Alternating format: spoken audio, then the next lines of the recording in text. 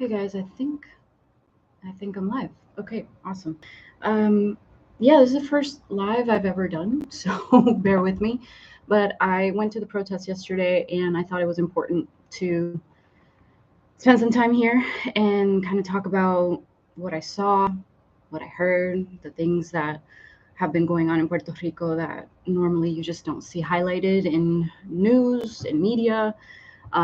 Most of the time, you're getting a lot of this on social media and you're getting it on Instagram, Twitter. And I appreciate all of the people who talk through the issues of Puerto Rico and take the time to also, I've seen so many accounts that are really trying to highlight what's happening, not just the colonial situation, but also the situation with ICE and the agents. And so, anyway, there's a lot of work being done, but I also think we need to have more discussions and we need to have just more voices in general. So, with that in mind, I want to give you a little bit of a recap of what the protests were like yesterday. They started at 3.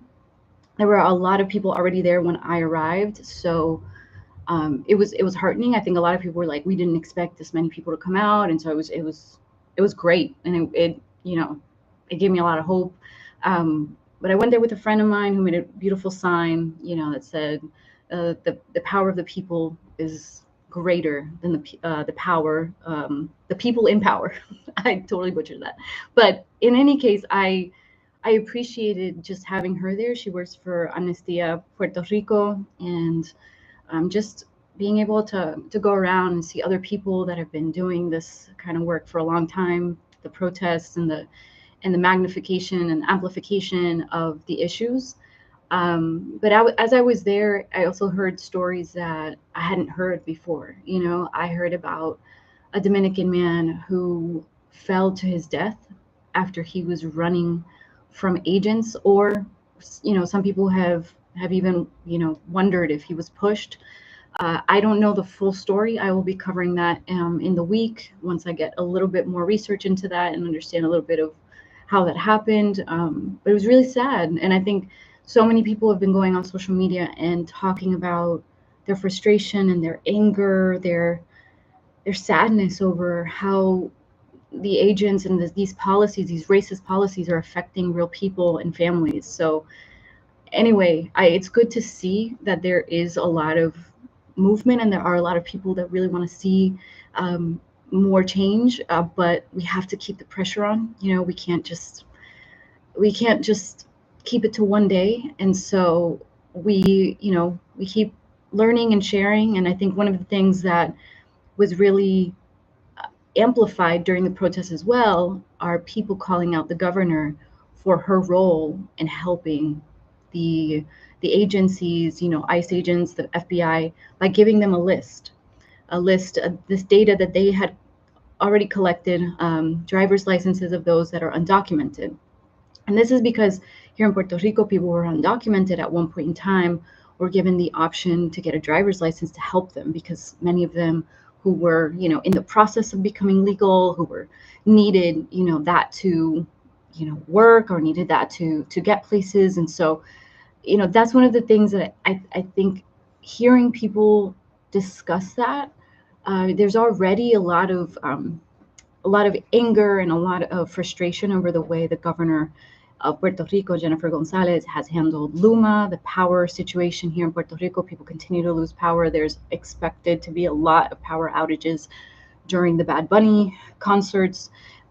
There's lots of also foreign investments that are trying to come here, and like Esencia and Cabo Rojo, and take of the resources and of the scarce resources that are already here, in terms of, when you think about water, just recently that being shared that like they're going to use up all of the water in the community, will not have any.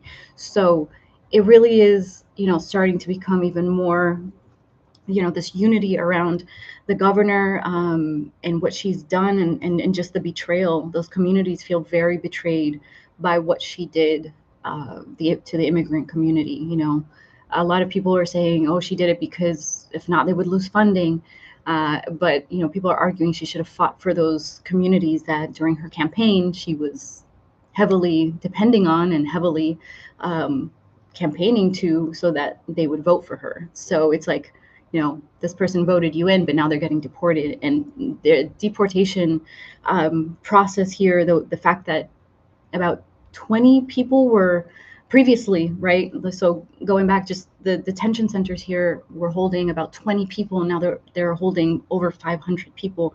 And that is an estimate that I saw like a week ago. I don't know what that is now, but there's also talk during the protests and during and before, just people talking about how this seems to be conversation around quotas, like, oh, we have to hit a quota. And it's me da asco. Like, it's so there's something so inhumane about telling people that they're just numbers, they're just trying to fill these numbers, they're just trying to do their job, and in the meantime just hurting communities that are only here to try to make a better life for themselves. They're not doing anything wrong, and people who also have papers. So another case of a woman who was in Cabo Rojo as well. She had her papers. She was here legally in Puerto Rico, but they took her. And part of this is also another conversation that I'm looking into around like how the mayor's office in Cabo Rojo handled it, whether they had something against immigrants, whether they are, obviously the racism behind it. She was a Dominican Black woman who was simply going to the mayor's office just so that she could get a permit to open her own business. And so it just, it's thing after thing. But anyway, the protests, the people were very clear on the fact that they want to show solidarity with these communities. And, I was really grateful to be there. I didn't know what to expect. And it was good to be there. A few hours went by and the crowd died down. So it did not continue late into the night, like some were thinking, but the protest will continue. People will continue to come out. And, one of the last things I'll leave you with is that I saw plenty of movement during the week and people saying, reporting on where these agents were showing up in terms of locations. And so there is, the solidarity even among residents, recently residents in Ocean Park that warned the immigrants, and they were able to get away before the agents got to them. So, we have to just continue to do the work and continue to like work together to build that solidarity. And there's going to be so much more to report on this week, I'm sure, but I just appreciate seeing people coming together because that's what's so critical right now. So anyway, I'll leave you with that. I just want to give you guys a recap of what I saw, and I'll continue to do these lives every once in a while when I get a chance. But thank you all. I hope you like the hat. More will be coming on that. I do want to find a way to make this podcast a little bit more frequent and consistent. And so, finding ways for you guys to help support the page is one of them. So anyway, thank you for being here. Thank you for watching, and please share if you can. Thanks.